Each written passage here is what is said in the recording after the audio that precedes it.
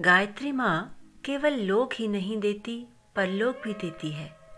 लोक परलोक दोनों का सुधार करती है। आत्मा को पवित्र करने वाली माता ने आयु, प्राण, प्रजा, पशु, कीर्ति, धन संपत्ति, संतान, बेटे बेटियां, मोटरें, संबंधी आदि सब कुछ देने के बाद प्यारी गायत्री माँ ने कहा, मार सबको लात, मेरे साथ आ, मैं ब्रह्मलोक को ले चलूंगी। सबको छोड़कर मैं गेरुए वस्त्र पहनकर माँ के दिखाए हुए मार्ग पर चल पड़ा। महात्मा आनंद स्वामी। पुस्तक का नाम गायत्री के प्रत्यक्ष चमत्कार। पुस्तक परिचय। यदि हम यह मानते हैं कि ईश्वर हमारा पिता है, तो हम उसके पुत्र होने के कारण उसके संपूर्ण गुण अपने साथ लेकर धरती पर आए हैं। तब क्या कारण है कि हमारी जीवन यात्रा दुखों से, कष्टों से, कठिनाइयों से भरी हुई है? हम अंधकार में क्यों डूबे हुए हैं? दुख चाहे व्यक्तिगत हो या सामूहिक, उनका कारण एक ही होता है, कुबुद्धि। जब कुबुद्धि किसी के दृष्टिकोण को, विचार प्रवाह को दूषित कर देती है, तब चाहे वह कुबेर सा धन संपत्ति या इंद्र सा सत्ता संपन्न ही क्यों न बन जाए, वह दुखों से कभी छूट न सकेगा। दुखों के इस अंधकार से हम कैसे निकलें? केवल गायत्री मंत्र में ही वह शक्ति है जो कुबुद्धि की राख को हटाकर हमें सन्मार्ग की ओर प्रेरित करती है। गायत्री महामंत्र की रचना ऐसे वैज्ञानिक आधार पर हुई है कि उसकी साधना से अपने भीतर छिपे हुए अनेकों गुप्त शक्ति केंद्र खुल जाते हैं और अंतः स्थल में सात्विकता की निर्झरणी बहने लगती है।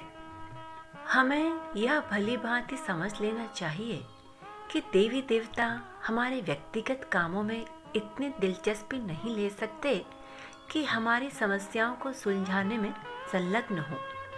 हमारी समस्याओं को हल करने की क्षमता हमारे अपने भीतर रहने वाले देवता में ही है और उसी को गायत्री अनुष्ठान द्वारा सशक्त एवं गतिशील बनाकर हमें अपने जीवन की समस्त कठिनाइयों और दुखों को दूर करना पड़ता है।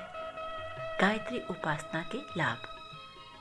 गायत्री उपासना द्वारा अंतरंग जीवन में प्रसुप्त पड़ी हुई अत्यंत ही महत्वपूर्ण शक्तियां सजग हो उठती हैं।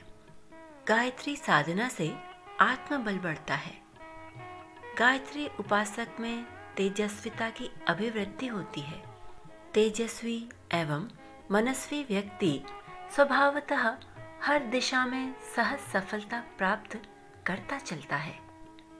गायत्री उपासना से मानसिक चुंबकत्व सक्रिय हो उठते हैं।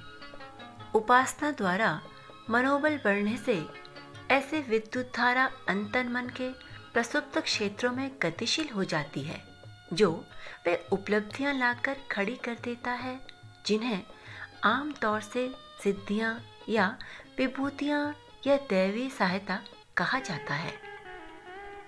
गायत्री उपासना मनुष्य जीवन को बहिरंग एवं अंतरंग दोनों ही दृष्टियों में समृद्ध और समुन्नत बनाती है, जिससे वह जीवन में बड़े से बड़ा अवरोध आने पर भी सुस्थिर बना रहता है।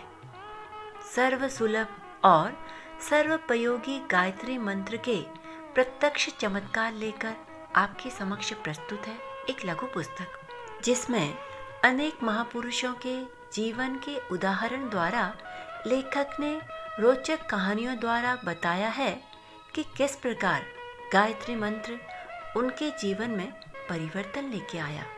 इसी प्रकार हमारे जीवन में भी ला सकता है, क्योंकि उसकी साधना कभी निष्फल नहीं होती और तत्काल लाभ देती है। पुस्तक के कुछ अंश। मस्तिष्क सचमुच एक जादू का पिटारा है, जिसमें सोचने समझने की क्षमता तो है ही, साथ ही उसमें ऐसे चुंबक तत्व भी हैं जो अनंत आकाश में भ्रमण करने वाली अद्भुत सिद्धियों, विभूतियों एवं सफलताओं को अपनी ओर खींचकर आकर्षित कर सकते हैं। सूक्ष्म जगत में अपने अनुकूल वातावरण बना सकते हैं।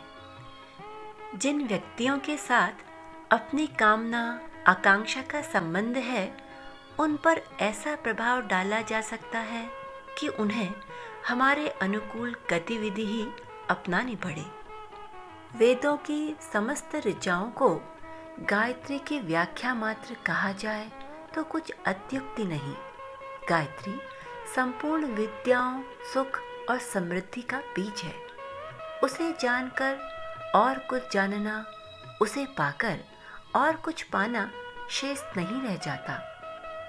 आजकल कलयुग अवश्य है, किंतु कलयुग में भी गायत्री की उपासना करने से वह सब कुछ मिलता है जो भीष्म पितामह ने युधिष्ठिर को बताया था, जो दूसरे ऋषियों, योगियों और महात्माओं ने बताया था, जो जगतगुरु शंकराचार्य, महर्षि दयानंद, गांधी, टैगोर, तिलक, रामकृष्ण ने बताया। वह असत्य नहीं हो सकता। अतः मैंने जीवन में स्वयं अनुभव करके देखा है। मैं कहता हूँ वह सत्य है। महर्षि आनंद स्वामी। उपासना में बरती गई तपश्चर्या से द्रवित होकर गायत्री माता ने अमुक सिद्धि या सफलता प्रदान की, यह भावुक भक्त का दृष्टिकोण है। इसी तथ्य का वैज्ञानिक दृष्टिकोण यह है कि कठोर नियम, प्रतिबंधों का पालन करने से जो प्रतिरोधात्मक क्षमता बढ़ी, उसने मनोबल का विकास किया। उसने अंतर्मन मन के प्रसुप्त शक्ति केंद्रों का चुंबकत्व जगाया और उसी जागरण से अभीष्ट सफलताएं खींचकर सामने लाकर खड़ी कर दी। गायत्री साधना में मलिनता का पर्दा हटता है और राख हटा देने से जैसे अंगार अपने प्रज्वलित स्वरूप में दिखाई पड़ने लगता है, वैसे ही साधक की आत्मा भी अपने रिद्धि सिद्धि समन्वित ब्रह्म तेज के साथ प्रकट होती है।